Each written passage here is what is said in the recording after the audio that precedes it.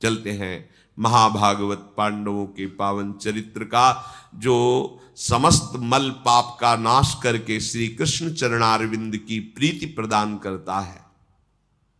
प्रसंग चल रहा है भगवान के प्रिय सखा अर्जुन भगवान व्यासदेव जी द्वारा प्राप्त प्रतिस्मृति विद्या के प्रभाव से युक्त होकर कैलाशपति भगवान महादेव जी की आराधना करके पाशुपतास्त्र प्राप्त किया, जो अत्यंत दुर्लभ है। महादेव जी के शरीर का स्पर्श हुआ, बाहुयुद्ध में महादेव जी की कृपा प्राप्त हुई। जब महादेव जी की कृपा प्राप्त हुई तो फिर वरुण देवता, कुबेर देवता, भगवान यम और साक्षात देवराज इंद्र ये सब समीप प्रकट हो गए और कहा, जो श्री कृष्ण का शरणागत है, जिसे श्री कृष्ण अपना प्रिय मानते हैं, उसके लिए अब मेरे को कोई अदेय नहीं। तुम्हें महादेव का पाशुपतास्त्र मिल गया है। तो वरुण देव ने कहा, ये मेरे पास है, त्रिभुवन में कोई ऐसा नहीं जो मेरे पास में बंधने के बाद सुरक्षित या जीवित रह सके। उनका मंत्र की पद्धति सिखाई, कैसे प्रयोग करना है, कैसे धारण करना है, कैसे उपसंहार करना है। भगवान यम ने कालदंड प्रदान किया पद्धति सहित, भगवान कुबेर ने अंतर्धान नाम की विद्या और अस्त्र प्रदान किया। भगवान देवराज इंद्र ने कहा, यहाँ नहीं, हम तुम्हें देवलोक में अमरावती में दिव्यास्त्रों का अभ्यास काफी दिन कराएंगे, बहुत से दिव्यास्त्र, इसलिए अभी तो हम जा रहे हैं और मातली रथ लेकर के आएगा और उस पर आप विराजमान होकर हमारी अमरावतीपुरी में आइए। ऐसा कहकर देवराज अंतर्धान हो गए। थोड़ी देर में ही देखा दिव्य तेजो में रथ और भगवान इंद्र का सारथी मातली उपस्थित हुआ। गंगा में स्नान करके, ऋषियों को प्रणाम करके, हिमालय की वंदना करके, भगवान शंकर को प्रणाम करके, अपने प्राण प्रिय सखा श्री कृष्ण का स्मरण करके रथ पर आरूढ़ हुए। वायु गति से आकाश मार्ग से रथ चला। बहुत सी दिव्यताएं जो वर्णन की गई पीछे अर्जुन ने देखा। अब वो प्रधान द्वार पर पहुंचे तो मानो विशाल पर्वत खड़ा हो, ऐसे श्वेत वर्ण का विशाल ऐरावत हाथी। इंद्र की आज्ञा से उसने मार्ग दिया, स्वर्ग में प्रवेश किया। जो बड़े बड़े तपस्वी यज्ञ करने वाले राजा थे, उनको देखा विमानों में आरूढ़ होकर और पहचान लिया कि अमुक राजा, ये अमुक राजा। गंधर्व, अप्सराएं, किन्नर, ये सब कोई नृत्य कर रहा है, कोई गान कर रहा है। साध्य विश्वदेव, मरुद्गण, अश्वनी कुमार, आदित्य, वसु, रुद्र, विशुद्ध ब्रह्मर्षिगण, इन सब का दर्शन अर्जुन को स्वर्ग में प्राप्त हुआ। सप्तऋषि, तुम्बूर, नारद, हा हा हु हु, गंधर्व, ये सब गान कर रहे हैं। शत्रुओं का दमन करने वाले कुरुनंदन अर्जुन को बहुत आनंद अनुभव हो रहा है। फिर 100 यज्ञों का अनुष्ठान करने वाले दुर्धर्ष तेजस्वी देवराज इंद्र के दर्शन के लिए उनके अंदर व्याकुलता हुई। महाबाहु पार्थ का रथ जीव ही अमरावतीपुरी में प्रवेश किया तो देखा सामने तेजो में देवराज इंद्र विराजमान है, जिनके मस्तक पर श्वेत छत्र तना हुआ है और सुंदर दिव्य पार्षद चमर कर रहे हैं। विश्वावसु गंधर्व स्तुति कर रहे हैं। ब्रह्मर्षिगण ऋग्वेद, यजुर्वेद, सामवेद संबंधी दिव्य स्तोत्रों द्वारा देवराज का स्तवन कर रहे हैं। कुंती कुमार कूद पड़े रथ से और जाकर देवराज इंद्र के चरणों में मस्तक रखा। देवराज इंद्र ने अपनी पवित्र भुजाओं से अर्जुन को हृदय से लगाया। अर्जुन को हाथ पकड़कर ले गए, उस सिंहासन पर बैठाला जिसकी ऋषिगण स्तुति मात्र करते हैं। बैठ नहीं सकते उस सिंहासन पर। देवराज के सिंहासन त्रिभुवन पति पद पर केवल 100 अश्वमेध यज्ञ, 100 राजसु यज्ञ और निष्पाप निर्विकार जब यहां से होके तब वो इंद्र पद प्राप्त करता है। उसमें ऐसे नहीं कि कोई भी ऋषि या महात्मा बैठ सके, ऐसा नहीं। शत्रुवीरों का संहार करने वाले अर्जुन का हाथ पकड़कर देवराज ने अपने साथ सिंहासन पर बैठाला, मस्तक सूंघा और अर्जुन को बार बार अपने कर का देवराज इंद्र के हाथ में अमृत स्राव होता है, अमृत सावी कहते हैं।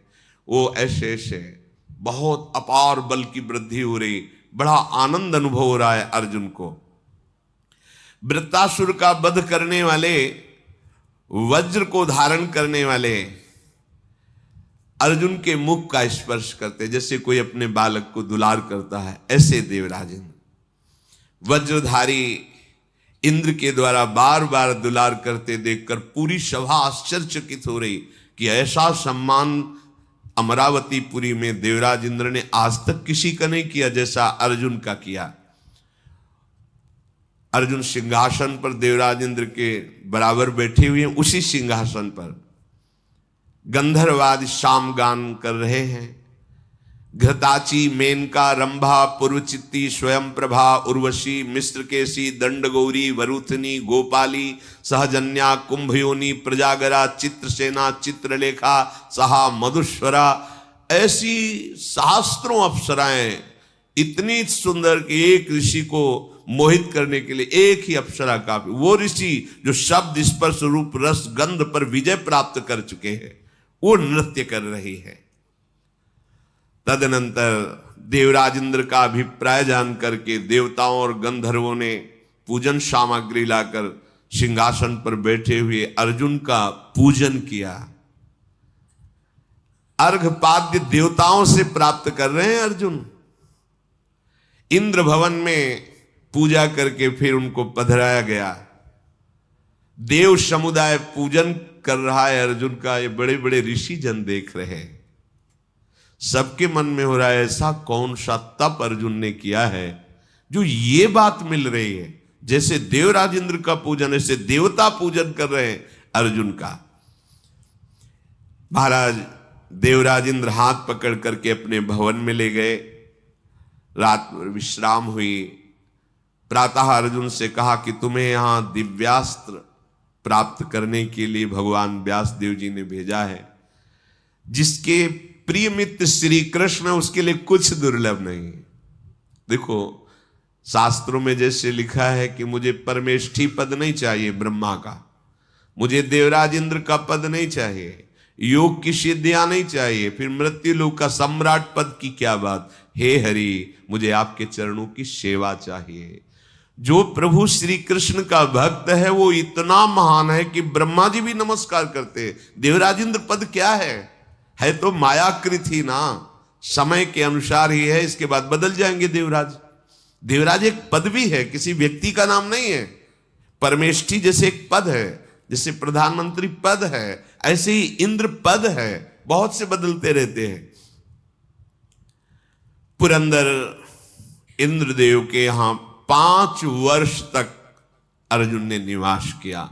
बहुत से दिव्यास्त्रों की उनको शिक्षा दी गई। कुंती नंदन देवताओं के साथ वो वाद्य कला सीखी, वो गान, वो नृत्य जो मृत्युलोक में है ही नहीं। पुरंदर ने अर्थात इंद्र जी ने अर्जुन को कहा, एक तुम्हारे लिए बहुत आवश्यक है, तुम यहां आए हो तो दिव्य कोई भी गुण नहीं बचना चाहिए, सब सीख लो। चित्रसेन नाम के गंधर्व को नियुक्त किया कि अर्जुन को समस्त गान विद्या, नृत्य विद्या और वाद्य विद्या में पारंगत कर दिया जाए। अर्जुन ऐसे सुख में रहते हुए भी जब दुशासन का वो रूप सामने आता है कि द्रौपदी रो रही और सभा में उसके वस्त्र खींचे तो जल जाते हैं। जब कर्ण के वो वचन याद आते हैं कि बैठा लो इसको निर्वस्त्र करके दुर्योधन की जंघा पे, तो स्वर्ग में भी उनको अशांति प्रकट हो जाती है कि कितनी जल्दी जाऊं और इन दुष्टों का विनाश करो। नित्य शिक्षा ग्रहण करके फिर संध्या काल में सिंहासन पर बैठ करके नृत्य गान वाद्य आदि जो गंधर्वगण करते हैं वो देखते थे अर्जुन। एक दिन अर्जुन सभा में बैठे हुए थे तो देखा कि उर्वशी बार बार अर्जुन की तरफ देख रही है। अर्जुन की भी दृष्टि नख से सिक तक उर्वशी पर जाती है। बार बार उर्वशी, देवराजेंद्र पार्श्व में ही बैठे थे, देखा अर्जुन की दृष्टि और उर्वशी की दृष्टि, बड़े प्रसन्न हुए। चित्रसेन गंधर्व को बुलाया और कहा, गंधर्वराज जाओ और उर्वशी को आदेश करो कि वो अर्जुन की सेवा में उपस्थित हो। मैंने देखा कि अर्जुन का चित्त भी लुभायमान हो रहा है और उर्वशी की भी दृष्टि अर्जुन पर है, इसलिए जाओ, उसको मेरा आदेश है वो अर्जुन की सेवा में उपस्थित हो। तथास्तु, ऐसा कहकर चित्रसेन उर्वशी के पास गए। उर्वशी ने प्रणाम किया चित्रसेन को, कैसे आगमन हुआ? तो उन्होंने कहा कि पाक शासन भगवान देवराजेंद्र का आदेश है, आप अर्जुन की सेवा में उपस्थित हो। उर्वशी बहुत आनंदित हुई, क्योंकि वो अर्जुन के दर्शन से ही लुभायमान हो गई थी। कैसे हैं अर्जुन? जिस उर्वशी को देखकर बड़े बड़े महात्मा भी लुभायमान हो जाते हैं, वो उर्वशी अर्जुन को देखकर लुभायमान हो रही। ये भगवान नारायण से प्रकट की गई है। भगवान नारायण ने अपनी जंघा में से चित्र बनाया तो उससे उर्वशी प्रकट हो गई जब कामदेव विजय के लिए गए थे। स्वर्ग के एकमात्र सम्राट का कृपा प्रसाद मैं अभिनंदन करती हूं। मैं तो चाहती ही थी कि अर्जुन के समीप मुझे जाने का आदेश मिले, बिना आदेश के नहीं।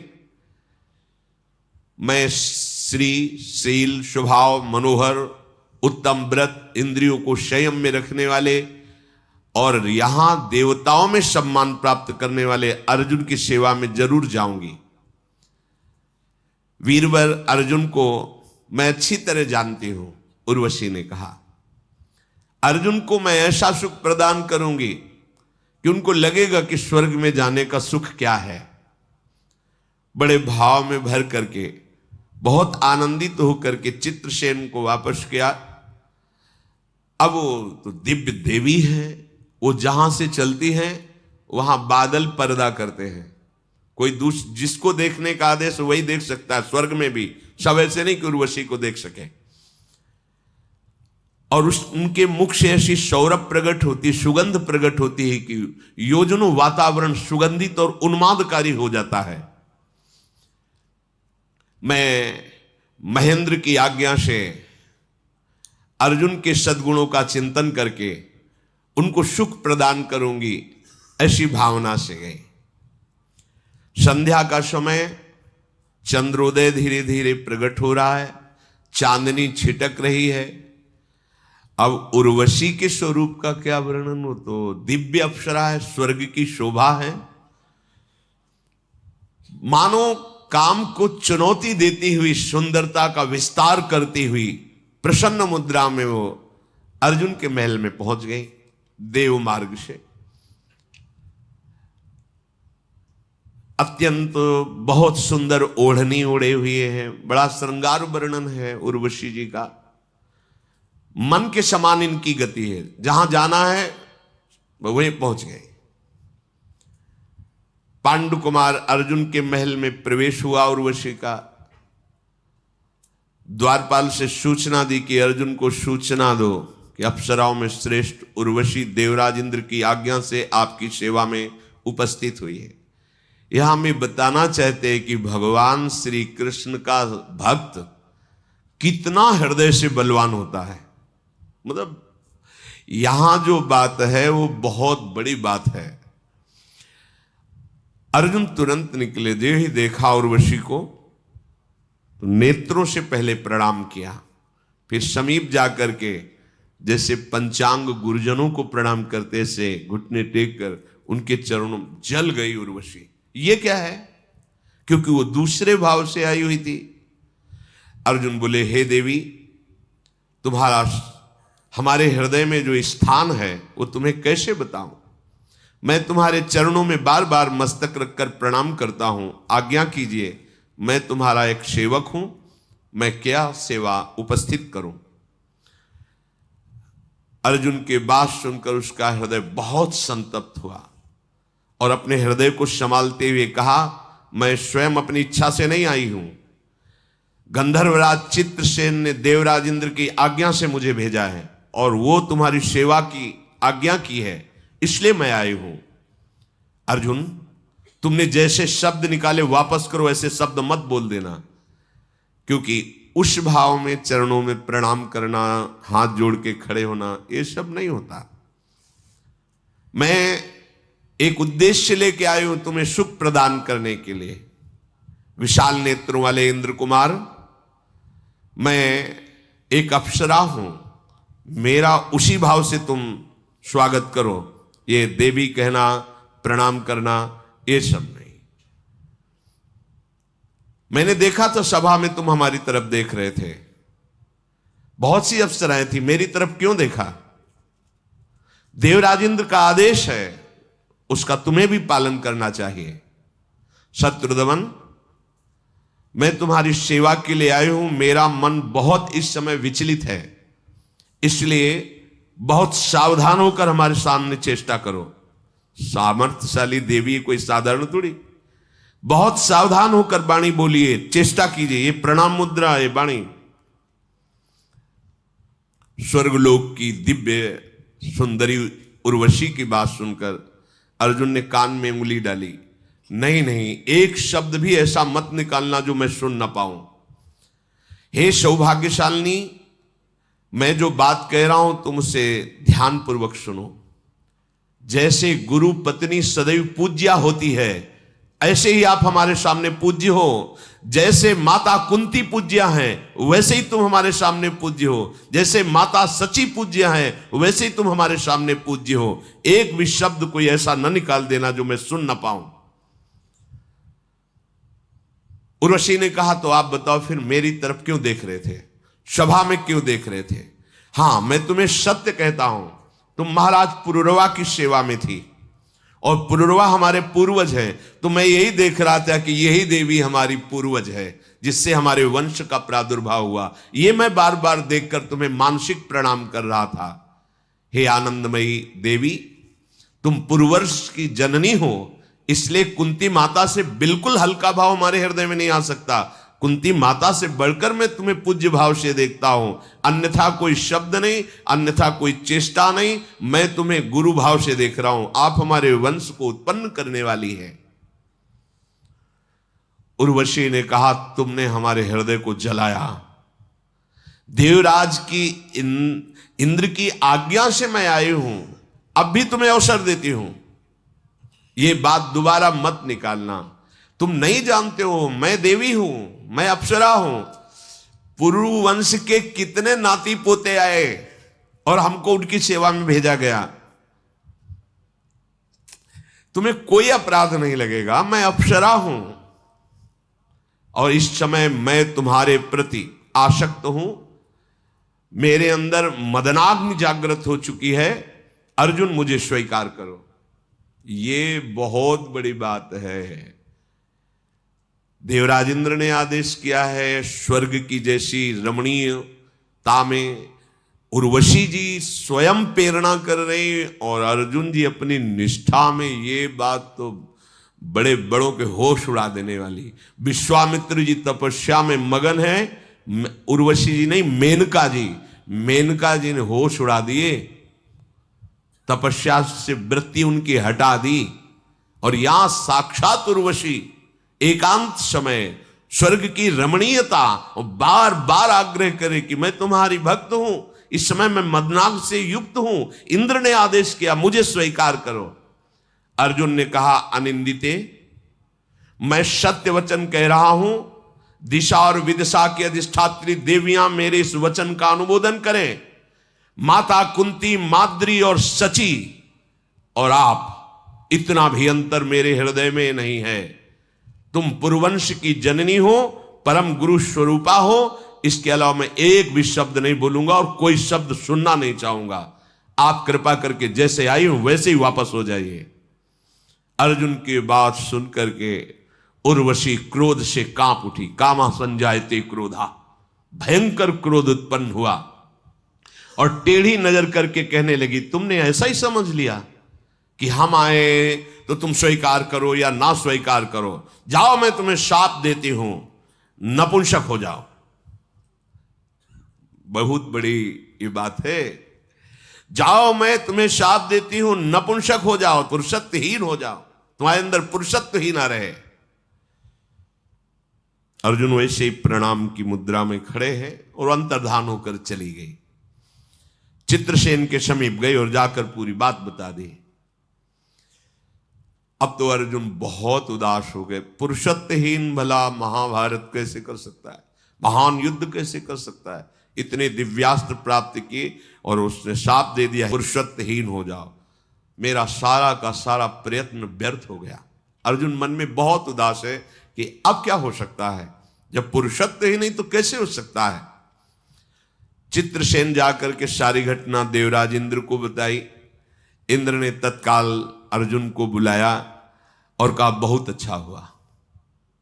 पहले तो हम तुम्हें धन्यवाद देते हैं कि कोई उर्वशी के आकर्षण से बच जाए, आश्चर्य है। यही श्री कृष्ण प्रताप है। जैसे श्रीपाद प्रबोधानंद जी ने कहा कि हमारी श्री लाडली जो वृंदावनेश्वरी के गोरे चरणारविंद की ठसक जिसके हृदय में आ गई है, उस हृदय को भगवान का मोहिनी अवतार भी नहीं मोहित कर सकता। अप्सराओं की तो बात जाने दो, मोहिनी अवतार भगवान का भी नहीं मोहित कर सकता, क्योंकि मोहिनी प्रियाजू लालजू को मोहित करने वाली उनके चरणों की ठसक जिसके हृदय में, तो अर्जुन को ठसक है श्री कृष्ण चरणारविंद की। देखो कैसा होता है महान भक्त, स्वर्ग में भी विजय को प्राप्त हो रहा है। सब अप्सराओं में स्वर्ग की श्रेष्ठ है उर्वशी जी। वो शाप दे दिया लेकिन अर्जुन का मन एक बार भी चंचल नहीं हुआ। यही है श्री कृष्ण कृपा, यह है श्री कृष्ण बल। कैसा है भगवान का बल, देख लो। अगर तपस्या का बल होता तो फिसल सकते थे, लेकिन श्री कृष्ण का बल है। इसलिए अहो भाग्य तात, तुम उर्वशी के आकर्षण से बच गए। सत्पुरुषों के तुम शिरोमणि हो, आज मैं ऐसा घोषित करता हूं। अर्जुन से कहा तुम सत्पुरुषों में शिरोमणि हो। तुमको पाकर के कुंती आज पुत्र कहलाने वाली मां बन गई, वास्तविक मां बन गई। स्वर्ग पर तुमने विजय प्राप्त कर ली। महाबाहो, तुमने अपने धैर्य से ऋषियों को परास्त कर दिया। मानद, उर्वशी ने जो तुम्हें शाप दिया है उसे मैं सीमा में बांध देता हूं। शाप तो लागू होगा, व्यर्थ तो नहीं जाएगा, पर 1 वर्ष तक जो तुम्हारा अज्ञातवास का समय दिया गया है, 12 वर्ष वनवास, 1 वर्ष अज्ञात, तो 1 वर्ष तक तुम्हारे अंदर उर्वशी का शाप लागू रहेगा। इसके बाद खत्म हो जाएगा, तो तुम्हारे काम आ जाएगा। तुम जैसे महावीर, छुपने के लिए तुम्हें कोई परेशानी नहीं पड़ेगी। ये शाप तुम्हारे लिए वरदान का काम करेगा। ये कई बार कहा है कि यदि तुम भगवान के चरणों का आश्रय लिए हो तो तलवार तुम्हारे गले तक आएगी और आकर वो हार बन जाएगी, गला काट नहीं पाएगी। देखा, शाप क्या हुआ, वरदान का स्वरूप बन गया कि अज्ञातवास में छुपने के लिए बहुत बढ़िया अवसर हो गया। इंद्र के ऐसा कहने पर अर्जुन को भारी प्रसन्नता हुई कि उद्देश्य की पूर्ति हुई। फिर तो जो शाप जनित उन्हें शोक और चिंता हुई थी वो मिट गया। धनंजय महायशस्वी गंधर्व चित्रसेन के साथ दिव्य विद्याओं को प्राप्त कर रहे हैं। एक समय की बात है, महर्षि लोमश बहुत बड़े तपस्या के धनी हैं। वो इंद्र के दर्शन करने के लिए स्वर्गलोक में गए। उन्होंने जब देखा कि इंद्र के सिंहासन पर, आदेश सिंहासन पर अर्जुन बैठे हुए, महर्षियों से पूजित देवराज इंद्र का सिंहासन, उस पे एक नरलोक का मनुष्य अर्जुन बैठे हुए, और शरीर भी तो वही है। स्वर्ग में सशरीर जाना बहुत मुश्किल है, शरीर यहीं छूटता है, फिर वो दिव्य देह से जाता है। जैसे नरक में है ना, यातना देह प्राप्त होता है, ऐसे स्वर्ग में देव देह प्राप्त होता है। भगवान के धाम में प्रवेश करने पर भगवत देह प्राप्त होता है। निकुंज में प्रवेश करने पर सहचरी देह की प्राप्ति होती है, जो चिदानंदमय है। महर्षि के हृदय में बड़ा संशय प्रकट हुआ कि देवराज इंद्र के पद में, सिंहासन में अर्जुन कैसे। लोमस जी ने कहा कि महाराज पाकशासन इंद्र, मैं आपसे प्रश्न करता हूं कि इनका क्षत्रिय कुल में जन्म हुआ है और सब ब्रह्म ऋषि आपके नीचे आज सिंहासनों पर बैठते हैं, और ये क्षत्रिय राजकुमार हैं सिंहासन पर बैठे हैं। क्या तप है इनका इस कोटि का। कि आप अपने आधे सिंहासन पर विराजमान किए हैं। क्या पुण्य कर्म है इनका, इन्होंने कौन सा ऐसा तप किया है कि सब ब्रह्म ऋषियों के पूज्य सिंहासन पर बैठे हुए हैं। मेरे मन में इस संशय है कि जहां वायु और अग्नि बड़े बड़े देवता जिस सिंहासन की वंदना करते हैं उस पर अर्जुन विराजमान है। लोमश मुनि के इस प्रश्न को वृत्तहंता सचिपति देवराज इंद्र ने हंसते हुए कहा, ब्रह्मर्षि आपके मन में जो प्रश्न उठा है उसका समाधान यह है कि आप जिनको देख रहे हैं ये भगवान श्री कृष्ण के नित्य सखा हैं। यही नर नारायण रूप में अवतरित हुए। और आपको पता है नर नारायण ने जो तपस्या की आज तक कोई ब्रह्म ऋषि ऐसी तपस्या नहीं की। ये केवल मरण धर्मा मनुष्य ही नहीं है, ये प्रभु श्री कृष्ण के मित्र हैं। ये बात द्वारिकाधीश के सिंहासन की चरण रखने की चौकी जिसमें सिंहासन की नीचे उसे ब्रह्मा और शंकर भी वंदना करते हैं, और भगवान सुदामा जी को अपने हाथ से उस सिंहासन पर बैठाल कर और उस चरण रखने की चौकी में थाल रख करके चरणोदक उतारते हैं। जिस रुक्मिणी के पलंग पर भगवान विराजमान होते हैं, केवल भगवान, और उसकी परिक्रमा करते हैं ब्रह्मा शंकर सनकादि प्रणाम करते हैं, उस पर श्री सुदामा जी को शयन करा। अत्यंत करुणा वरुणालय भगवान की मित्रता स्वीकार करने का ये फल। ये तो देवराज इंद्र का सिंहासन है, वो तो द्वारिकाधीश अखिल कोटि ब्रह्मांड नायक परात्परीश भगवान श्री कृष्ण का है। उस पे सुदामा फटे पुराले कपड़े, पैरों में बेवाई, त्वचा झुर्रियां पड़ गई हैं, खान पान की कोई व्यवस्था नहीं। सब पार्षद देख के आश्चर्यचकित होते हैं। अरे अगर ब्रह्मा भी आते हैं यहां तो समय उनको लगता है, ड्योढ़ी पे खड़े रहते हैं, भगवान समय से मिलते हैं। लेकिन सुदामा जी को दौड़ पड़े, अशुभ प्रवाह करते हुए गले लगे, लेकर के गए अपने आसन पर बैठाला, चरण पखारे भगवान ने।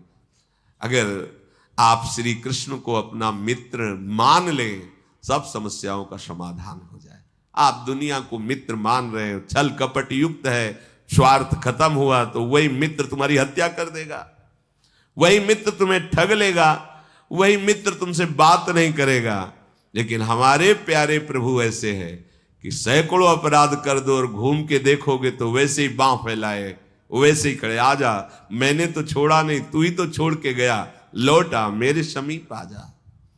एक बार भगवान जिसे स्वीकार कर लेते हैं कभी जीवन में नहीं छोड़ते। जन अवगुण प्रभु मान नकाऊ, दीन बंधु अति मृदुल स्वभाव। अब भी समझ में ना आए, ये मायाकृत है। देखो ये सब लोक की बात सुने तुम्हें लग रहा है कोई स्वर्ग लोक है, कोई है ना सब ऐसी भगवान है, पर मायाकृत बुद्धि होने के कारण हमें लगता है प्रगट में बलशाली मित्र हो तो हाथ मिलाना अच्छा। लेकिन वो जिनके बल से बलवान है वो भी तो मृत्यु से भयभीत है। जो मृत्यु को भी शासन में लेते हैं, काल भी जिनके शासन में रहता है, वो श्री कृष्ण हर समय तुम्हारे पास हैं। ऐसे श्री कृष्ण को मित्र बनाने में क्या जाता है, कोई शर्त नहीं है, बस केवल उनकी मांग यही, अनन्य चिंतयन्तो माम, केवल मेरे हो जाओ। वो भी तुम्हारे सुख के लिए कह रहे हैं, क्योंकि जिसको स्वीकार करोगे दुख ही देगा तुम्हें। केवल एक प्रभु हैं जिनको स्वीकार करने से सुख ही सुख प्राप्त होता है, क्योंकि वो सुख समुद्र हैं। मान जाओ हमारी बात, प्रार्थना मान लो। सबको चाहिए कोई ऐसा प्यार करने वाला जो केवल मेरे को प्यार करे, ऐसा कोई त्रिभुवन में नहीं। अगर कोई तुमसे प्यार करता है तो अपने लिए प्यार करता है, तुम्हारे लिए नहीं। देख लेना देख लेना, जिस दिन तुम उसके लायक नहीं रहोगे फिर प्यार करके दिखावे कोई तो पता चले।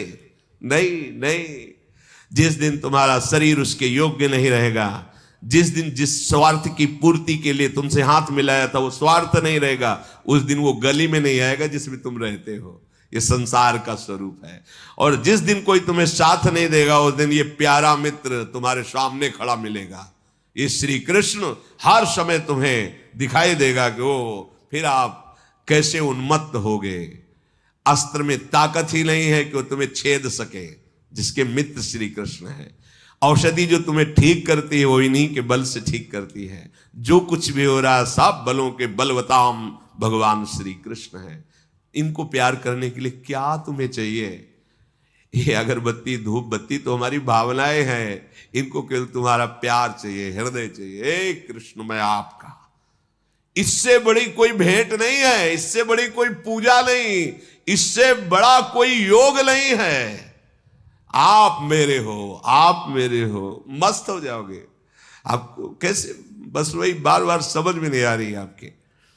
अरे यहां का कोई बड़ा अधिकारी हाथ ऐसे मिला दे और अपना फोन नंबर दे दे, आप जानते हो ऐसे भले हड्डी हड्डी हो पर छाती तान के चलोगे। या अमुक पदाधिकारी, अनंत कोटि ब्रह्मांडों का ईश्वरों का भी ईश्वर श्री कृष्ण। ये जो कृष्ण नाम है ना, ये फोन नंबर है। ये जो मंत्र है ना, डायरेक्ट उनके फोन का नंबर है। मिला ही नहीं रहे, पड़े हो संसारिक फोन नंबर मिला रहे तो कैसे मिलेगा?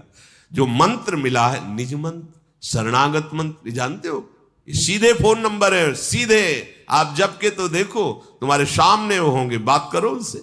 बात करके कपिल भगवान कहते हैं मेरा अनन्य भक्त मेरा दर्शन ही नहीं मेरे से संभाषण करता है, मेरे साथ खेलता है। आप विश्वास मानो, भगवान है और वो खेलेंगे। ऐसा नहीं है कि वो दूर है। जो ऐसा मानते हो वो मान रहे होंगे। हर पल हर क्षण, बस इतना ही कह रहे, हर पल हर क्षण प्यार ही प्यार, दुलार ही दुलार। तभी हम कहते मान लो, तुम मानने से बात बन जाएगी, तुम जान जाओगे, तुम देख लोगे, तुम्हारे पास है। प्रतिपल प्रियाजू की कृपा का प्रवाह बह रहा है, प्रवाह बह रहा है। ये बहुत तुच्छ चीज है ये शरीर, ये भोग सामग्री, बहुत घटिया बात है जिसमें हम फंसे हुए ना। बहुत घटिया लगेगा जब तुम थोड़ा ऊंचाई पर बढ़ोगे। एक प्राण करोड़ों प्राण न्यौछावर करना ऐसे लगेगा।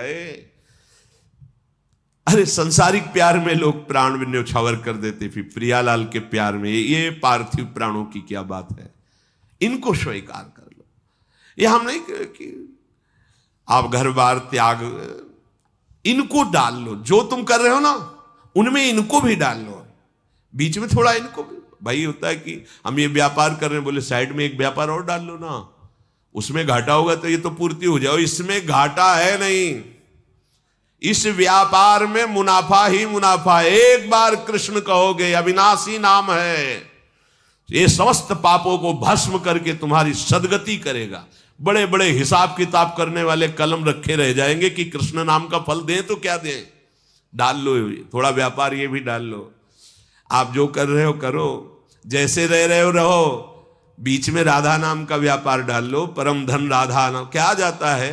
हम कह रहे ना तुम माला से करो, ना चंदन लगाओ, कुछ ना करो, उठते बैठते 10-20 बार बोल दो राधा राधा राधा, फिर देख लेना ये 10-20 बार ही तुम्हें घसीट ले जाएगा परम पद में। परम पद में बड़ी महिमा है। ये हम केवल गान ही नहीं कर रहे, हमारे महापुरुषों ने, गुरुजनों ने अनुभव की है, और उन्हीं की कृपा से जो कुछ छाती में आ रहा है वो हम तुम्हें बता रहे हैं। कितना बड़ा बल उर्वशी आकर्षण कर रही है, और अर्जुन अपनी स्थिति में, मतलब ये छोटी मोटी बात नहीं, ये केवल कृष्ण कृपा ही, केवल कृष्ण कृपा। देवता महर्षि कोई भी इतना सामर्थ्यशाली नहीं। लोमस जी से देवराज इंद्र कह रहे हैं जैसे अर्जुन सामर्थ्यशाली, क्योंकि इनकी सामर्थ्य श्री कृष्ण है। ये बात जैसे कई बार आपको सत्संग में बताया है कि हमारी प्रियाजू की सखियों की चरण वंदना श्री लालजू महाराज करते हैं। सखियों में अनंत ब्रह्मांडों के स्वामी, अनंत जीवों के अंशी भगवान किसी को, तो आप कह लोगे कि बहुत अत्युक्त है। नहीं, ये अलंकार पूर्ण वचन नहीं है। जैसे देवराज इंद्र कह रहे हैं कि कोई भी ऋषि महात्मा इनके समान बलवान नहीं, क्योंकि श्री कृष्ण इनके बल हैं। तो सखियों के बल कौन है? हाँ, मेरे बल सी वृंदावन रानी, जाहि निरंतर सेवत मोहन, बन विनोद सुखदानी, मेरे बल। तो श्री जी की सखियों की प्रणति लालजू किसके कारण होते हैं? उनका बल है श्री लाडली जू महाराज। अंदर से ये हृदय की बात है।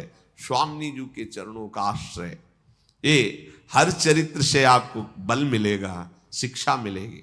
देवराज इंद्र लोमस ऋषि जी नीचे बैठे हैं, अर्जुन इंद्र के इंद्रासन पर आधे भाग में बैठे हैं। तब के जानते हो इनका बल क्या है? श्री कृष्ण। सबका बल तपस्या, इनका बल अपबल, तपबल और बाहुबल। चौथो बल है दाम, सूर किशोर कृपाते सब बल, हारे को हरिनाम। ये सब बल है, ये हरिनाम जपते हैं। ऐसे रोम रोम से कृष्ण कृष्ण निकलता रहता है अर्जुन के, और हृदय तो कृष्णमय है ही। इन दिनों निवात कवच नाम से प्रसिद्ध बहुत उद्दंड असुरगण बढ़ रहे हैं। हम अर्जुन के द्वारा उनका नाश करवाएंगे, लोमस ऋषि से देवराज इंद्र कह रहे हैं। ये महाबली भयंकर स्वरूप धारण करके अर्जुन जब गांडीव पर प्रत्यंचा चढ़ा लेंगे तो कोई इनके सामने टिकेगा नहीं, क्योंकि सब दिव्यास्त्रों से युक्त हो गए हैं। भगवान श्री कृष्ण से अगर प्रार्थना करूं तो केवल दृष्टि डाल दे तो निवात कवच नाम के राक्षस नष्ट हो जाएंगे। पर जब उनके मित्र अर्जुन मिल गए हैं तो उनसे प्रार्थना करने की आवश्यकता नहीं है। इतने छोटे कार्य के लिए मधुसूदन भगवान को सूचना देने की जरूरत नहीं। ये शूरवीर अर्जुन अकेले ही निवात कवचों का संहार करेंगे। मैं आपसे एक प्रार्थना करता हूं, लोमस जी से देवराज इंद्र ने कहा, आप प्राय भ्रमण करते रहते, तो भ्रमण करते हुए एक काम्यक वन में इस समय युधिष्ठिर विराजमान है।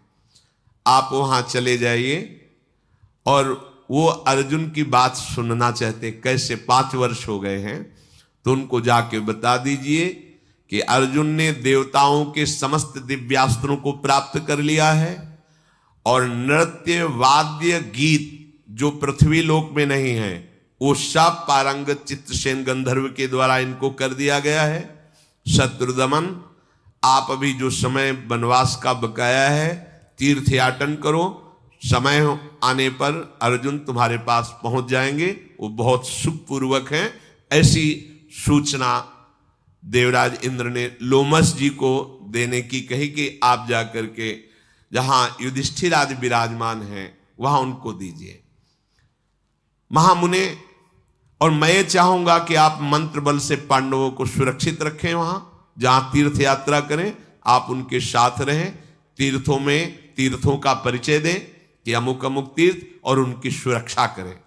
जो आज्ञा, ऐसा लोमस जी ने देवराज इंद्र से कहा, और शत्रुदमन कुंती कुमार धर्मराज युधिष्ठिर के सूचना देने के लिए वो भूतल लोक पर आए।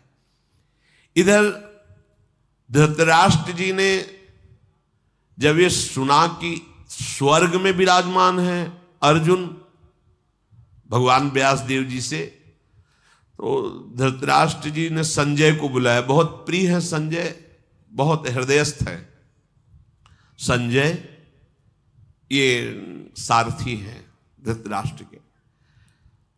अर्जुन की सूचना मुझे मिली है, क्या ये बातें सब सत्य हैं?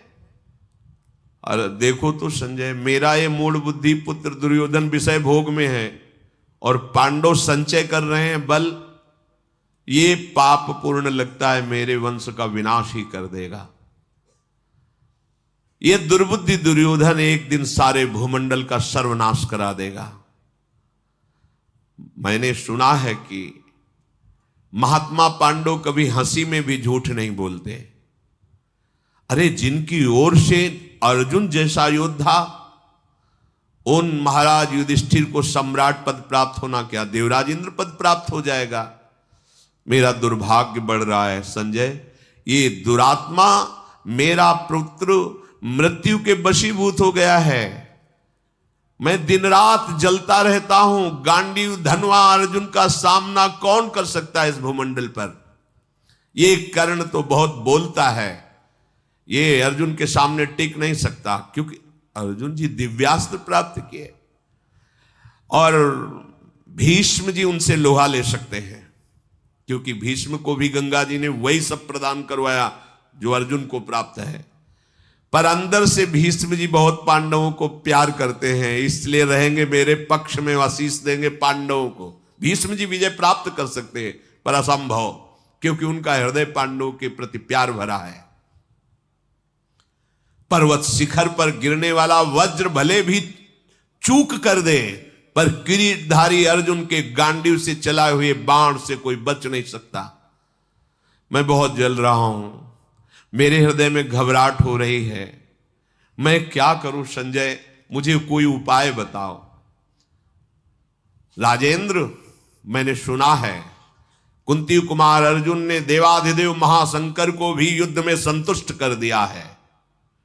जटाजूटधारी सर्वदेवेश्वर गंगाधर भगवान शिव ने उनके बल की परीक्षा लेकर के उनको अपना दिव्यास्त्र पाशुपतास्त्र दे दिया है। संसार में अर्जुन को छोड़कर ऐसा कोई नहीं कि लोकेश्वर महादेव का वो अस्त्र धारण कर सके। भरी सभा में द्रौपदी का वस्त्र खींचा गया, उनके हृदय में आज भी वो बात स्थित है। इसलिए मैं निश्चित करता हूं कि पांडवों के साथ तुम्हारा युद्ध निश्चित है महाराज।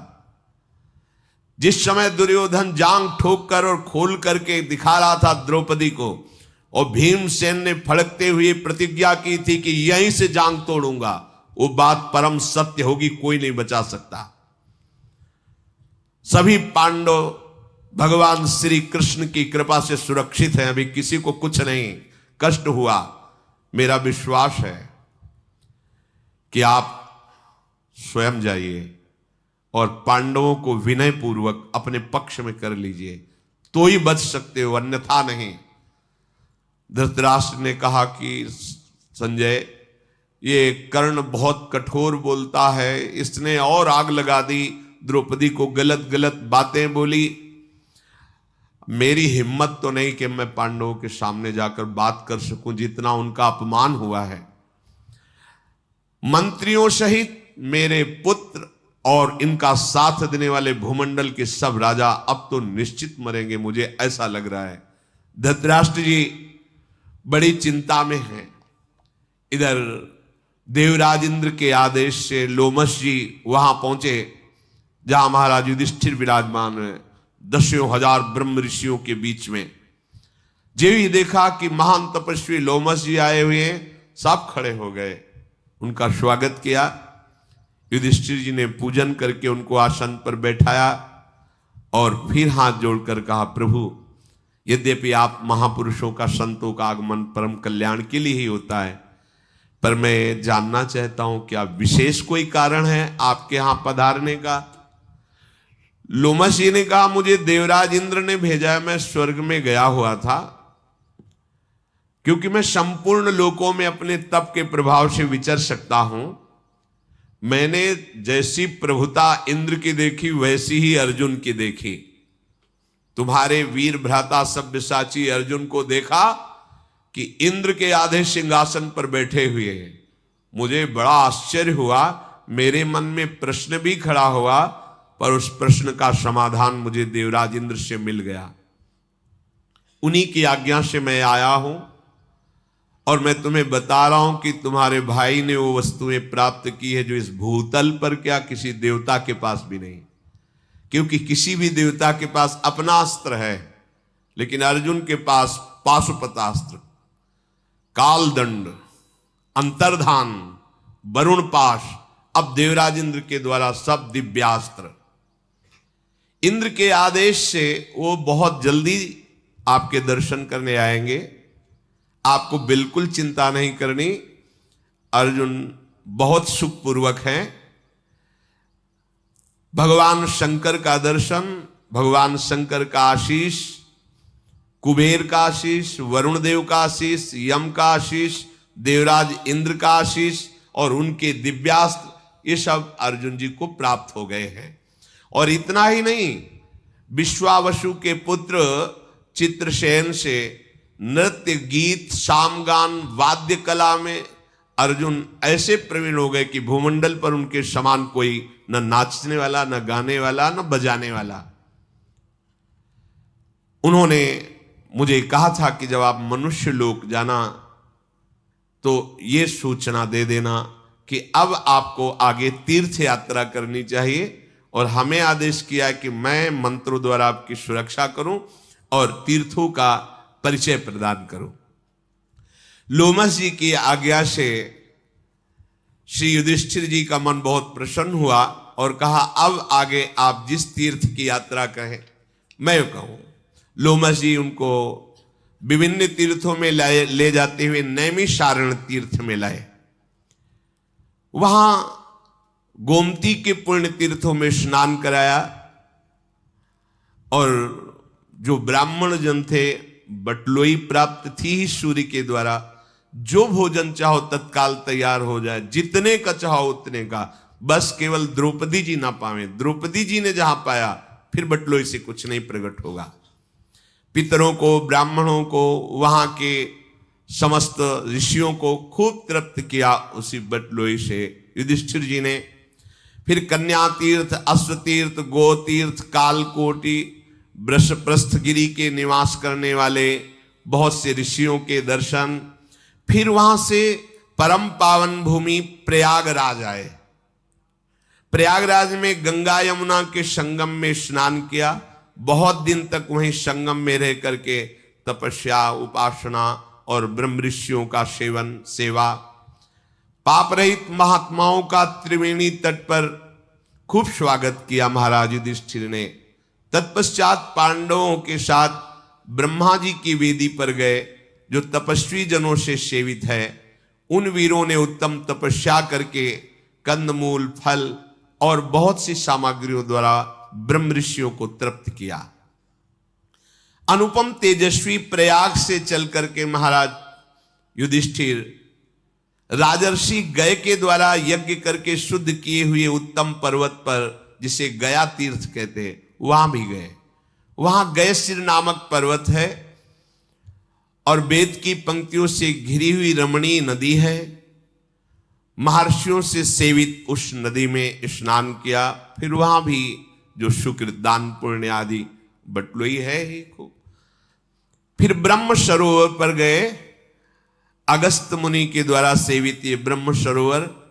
फिर वहां की महिमा बता करके लोमस जी ने उनको आगे के तीर्थों में पहुंचाया।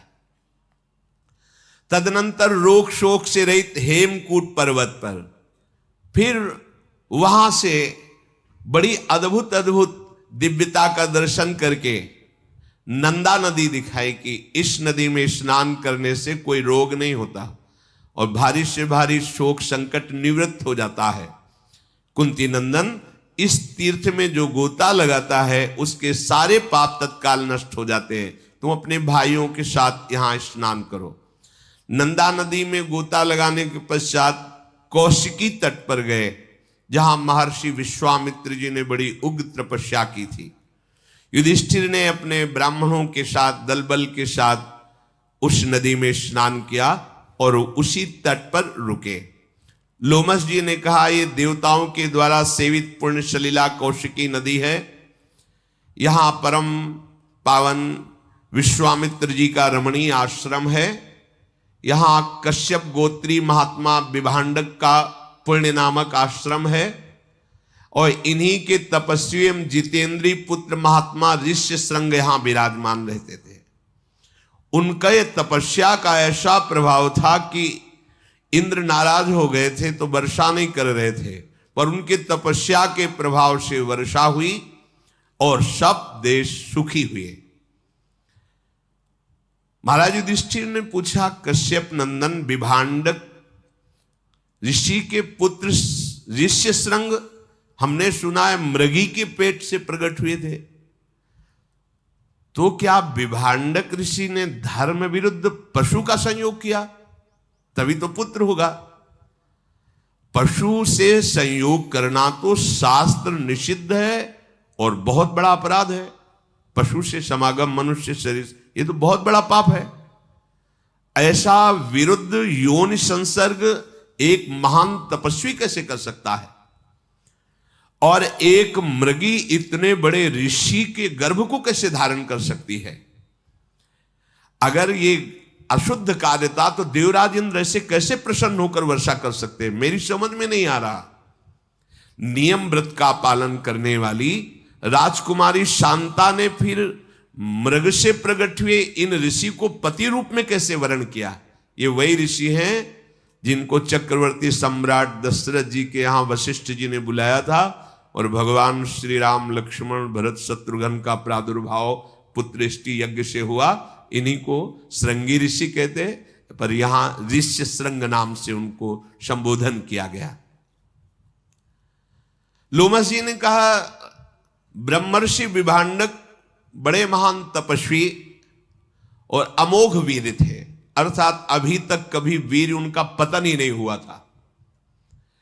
उनके प्रतापी पुत्र ऋष्य श्रृंग का जन्म कैसे हुआ है मैं बताता हूं।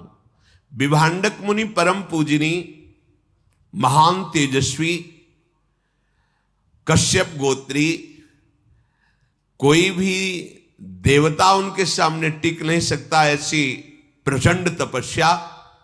वो एक कुंड में खड़े होकर के जल में मंत्र का अनुष्ठान कर रहे थे।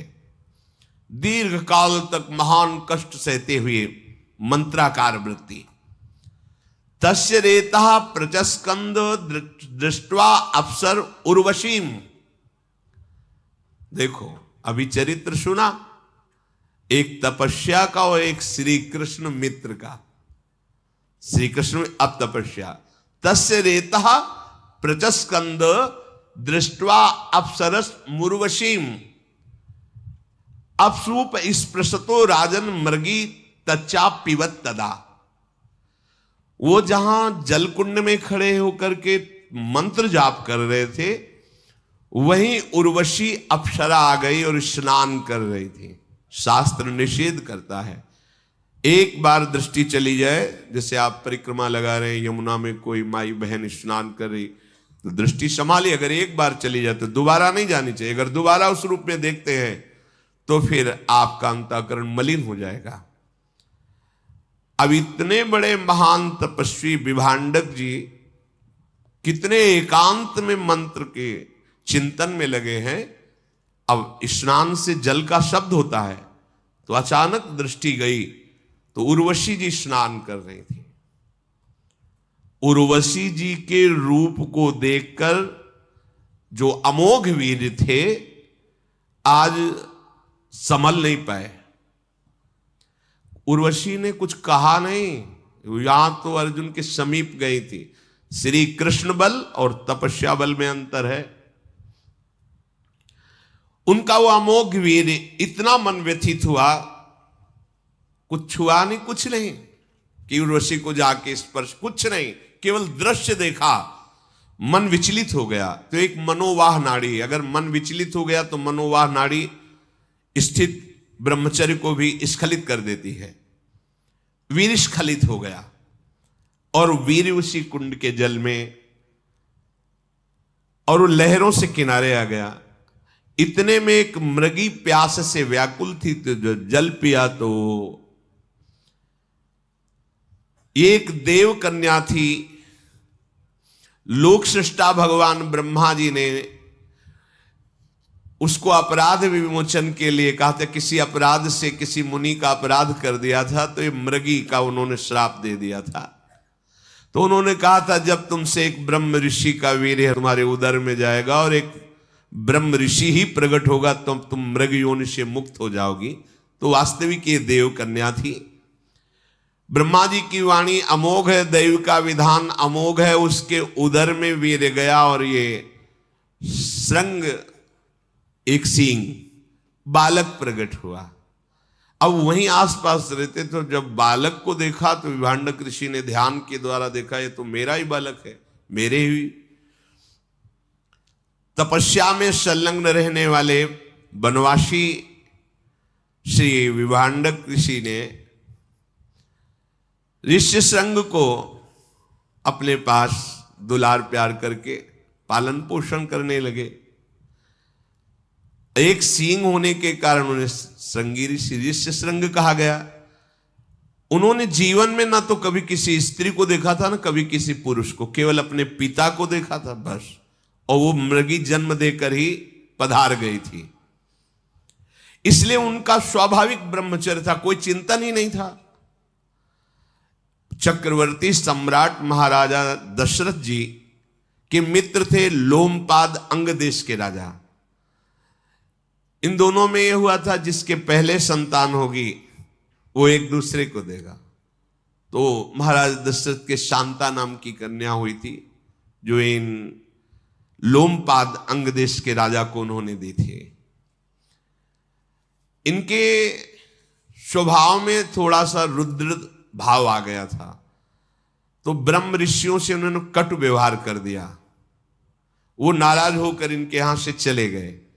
ये अपराध के कारण पूरे देश में वर्षा होनी बंद हो गई।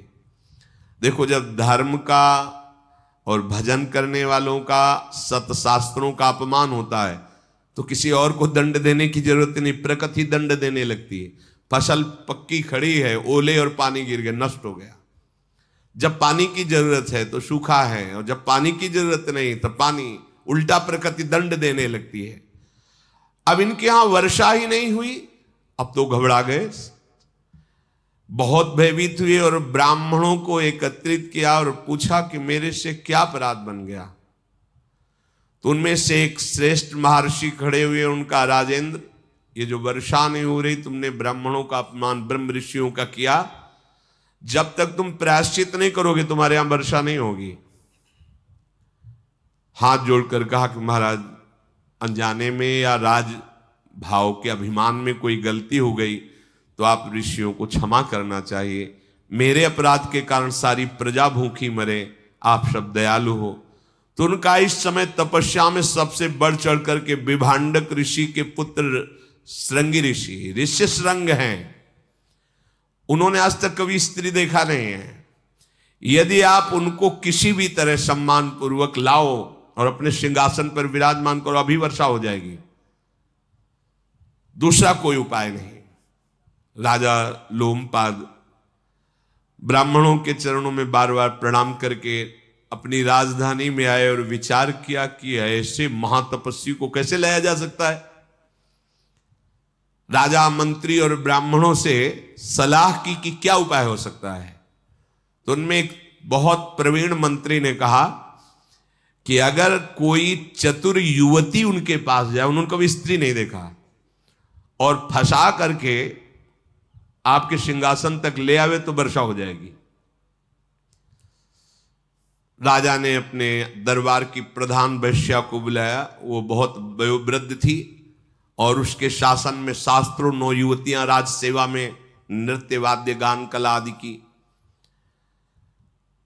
उन बुलाकर कहा कि देखो, तुम प्रवीण हो और सबके सुख के लिए तुम्हें जाना होगा, और ऋषि श्रृंग को लुभायमान करके हमारे राज्य शासन में प्रवेश कराओ और सिंहासन में बैठा लो। वैश्याओं का रंग फीका पड़ गया, मूर्छित सी होने लगी। उनका, महाराज तुम्हें पता है, अगर थोड़ी भी त्रुटि हो गई तो भस्म कर देंगे। तपस्या के धनी उनके पिता विभांडक और स्वयं वो, और अगर मैं ना करती हूं तो आप मुझे मृत्यु दंड देंगे। इसलिए मैं, कार्य तो असंभव है पर आपके लिए प्राणों की बाजी लगाकर प्रयास करूंगी। मैं जो भी आदेश करूं उसका तत्काल पालन किया जाए। राजा ने कहा, ऐसा ही होगा। मुनि कुमार को लुभायमान करने के लिए तुरंत एक आश्रम की रचना की जाए नाव पे, 4 योजन, 1 योजन का मतलब 4 कोस, मतलब 16 कोस की नाव, और उसमें कृत्रिम आश्रम, कृत्रिम वृक्ष, कृत्रिम फल, लताएं, देखने में ऐसा नहीं लगना चाहिए कि कृत्रिम है, उसकी रचना करवाए। वो तो राजा है, आदेश हुआ, 16 कोस की नाव, ऋषियों के आश्रम, और ऋषि कौन, सब नवयुवती वैश्याएं, वही सब अपने श्रृंगार में। व्यवस्था करने की आज्ञा हो गई। प्रचुर धन लगा करके सुंदर श्रृंगार युक्त आश्रम नाव में, ऐसा ना पता चले कि नाव है। अब उस बूढ़ी वैश्या के द्वारा शिक्षित जो उसकी पुत्री थी, बहुत ही चतुर, बहुत ही सुंदर थी, उस नाव को कई कोस दूर लगाया गया। राज कर्मचारी गुप्त रूप से पता लगाए कि विभांडक ऋषि आश्रम से कब बाहर जाते हैं। तो बोले, हफ्ते में एक बार निकलते हैं, पिपली, बरगदी ऐसे फल लाते हैं, कंदमूल फल, और उसी का 1 हफ्ते पाकर भजन करते हैं, फिर 1 हफ्ते जाते हैं। बड़ा ही सुंदर दिव्य तपस्या से उस आश्रम का प्रभाव था, बड़ा रमणीय था। विभांडक ऋषि फल लेने के लिए गए हैं, ऐसा जे ही गुप्तचरों से मिला, उसने अपनी पुत्री को, वो कांप गई कि मैं ऋषि के पास जा रही हूं, पुनः वापस आ पाऊं कि ना पाऊं, क्योंकि रुद्र दृष्टि हो जाएगी तो भस्म हो जाएंगे। जाओ तुम राजा के लिए प्राण देना, ये हम प्रजा हैं, हमारा धर्म है, इसलिए तुम जाओ, बहुत सावधान रहना। ऋषि कुमार बिल्कुल भोले भाले, आज तक किसी मनुष्य को नहीं देखा, स्त्री की बात क्या है। डरते हुए आश्रम में पहुंची और देखा कि ऊर्ध्व नेत्र किए हुए वो बैठे हुए, दिव्य तेजो में कांप गई, पर अपने राजा के कार्य को संपादन करने के लिए समीप गई। खड़े हो गए ऋषि संग, कोई ऋषि पधार, उन्होंने देखा ही नहीं था स्त्री। खड़े होकर के नमन किया, अर्घ्य दिया, आसन दिया, बहुत पीछे हट गई और उनका हमारा नियम है, कुछ हम ऐसा अनुष्ठान कर रहे हैं, तुम्हारा अर्घ, तुम्हारा कोई भी पूजन हम स्वीकार नहीं करेंगे, केवल आप आलिंगन कर सकते हो। हाँ ठीक है, ना तुम्हारा दिया हुआ आसन, इतनी सामर्थ्य है कि वैश्या होकर एक ऋषि के द्वारा दिया हुआ अर्घ और आसन कुछ नहीं, वापस रखो, केवल आलिंगन कर सकते हो। तो जानते नहीं थे कि स्त्री आलिंगन। अब वो कहे कि ऋषि तुम्हारी त्वचा कितनी सुंदर, हमारी कैसी है। अब वो तो जंगल में रह रहे, गर्मी सर्दी से त्वचा मोट, और वो तो सुंदर नवयुवती वैश्या, तो बोले ऋषि तुम्हारी त्वचा कितनी, तुम्हारी जटाएं कितनी कोमल, कोमल बाल और सुगंधित तेल से सींचे हुए, बार बार तुम किस देश के ऋषि हो। और वो तो कभी देखा ही नहीं ना, स्त्री कभी देखा ही नहीं। बड़ी उनको उत्सुकता हो रही कि किस देश के ऋषि हमारे यहां पधारे हैं, मुझे दर्शन से बड़ा सुख मिल रहा है। ब्राह्मण आप तो बहुत ही सुंदर लग रहे हो, बहुत बड़े तपस्वी हो गए तभी इतने सुंदर हो, तो मेरा अर्घ और फल फूल क्यों नहीं ले रहे। दिया हुआ कुशासन, आप इससे सुखपूर्वक बैठिए, वह नहीं, आज आप हमारे आसन पर बैठेंगे, मखमली सुंदर आसन होगा। हमारा आसन तो चुभता है उसका, तुम्हारा आसन तो कितना सुंदर बैठा। वो भोले वाले जालते ही नहीं, ये तुम्हारे फल हम नहीं, हमने नियम ले रखा है कि जितने दिन अनुष्ठान चलेगा हम किसी ऋषि का कुछ नहीं लेंगे। हम कुछ फल लाए, बड़े सुंदर सुंदर अंगूर, मीठे मीठे सब। हाँ ऐसे तो कभी हमने फल खाए नहीं। बोले तुम्हारा दिया हुआ जल भी नहीं, हम जल दे रहे हैं, विशिष्ट प्रकार का बनाया हुआ आसो, ये साधारण नहीं, विशिष्ट जैसे अंगूर का भी तो आसो बनता है, महुआ का भी बनता है, ऐसे विशिष्ट फलों के रसों का आसो उन्मादकारी। और हे पिया उनका, मैंने तो जिंदगी में ऐसा नहीं पिया।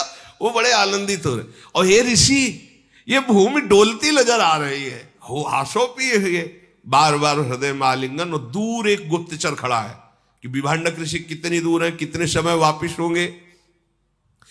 उनका आप मुझे प्रणाम मत कीजिएगा कभी, तभी मैं बार बार आऊंगी। उनका जैसा आप कहेंगे वैसा, मैं आपके लिए बंदनी नहीं हूं, आप मेरे बंदनी हैं। मैं आपके लिए दर्शनी नहीं हूं, आप मेरे दर्शनी, मैं आपका दर्शन कर ले आया हूं। बार बार उनके द्वारा आलिंगन को ऋष्य श्रृंग बड़ा सुखद अनुभव करने लगे। वो बार बार वो तो आई ये रिझाने के लिए, सुंदर माला, सुंदर सुखद वस्त्र, सुंदर इत्र उनके शरीर में लगाया। वो बहुत प्रसन्न है, खेल रहे हैं। सूचना, गुप्तचर दूर खड़ा है, उसने इशारा किया कि वो चल पड़े हैं, भागी वहां से तुरंत। अब हमारे अनुष्ठान का समय हो रहा है, किसी दिन हम अवसर लगा के फिर आएंगी। और ये बात अपने पिताजी से कहिएगा नहीं कि कोई ऋषि आए थे। ओ चलिए, अब ये तो पृथ्वी घूम रही, अब ये बैठे बस वही ऋषि चिंतन में, उस ऋषि के कपोल कैसे, उसकी जटाएं कैसी, पूरा चिंतन। चलो आगे फिर चल जाइए। तो अखंड हरि अनंत हरि कथा। श्री राधा वल्लभ लाल की।